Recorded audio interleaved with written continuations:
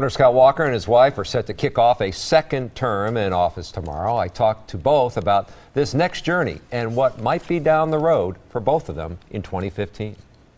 We're looking forward to having some fun. Governor Walker and his wife Tonette are ready for Inauguration Day. What have you learned through these 4 years as being First Lady? Not to spread myself out too thin. And to really focus in on what I can do and get something done. The last 4 years included transitioning their two boys from high school to college and a grueling recall.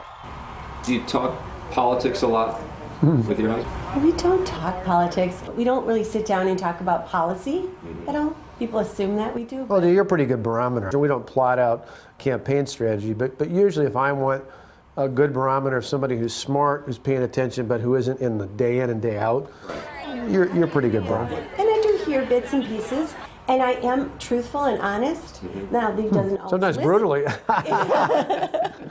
And funny, when the talk is about her husband possibly running for president. Does this come up a lot at the dinner table? Well, of course. I mean, how can it not? Let's be honest. How can it not? But we usually say, hey, Governor, can you go take the garbage out, and things like that. Keeping it real after nearly 25 years of marriage, neither are making any predictions about a 2016 run. If it's right for us, of course I'm going to be on board. Both would rather talk about the Packers in Arizona for another Super Bowl. We're not superstitious, but we like the fact the last time I was inaugurated, a month later, the Packers won the Super Bowl in Dallas.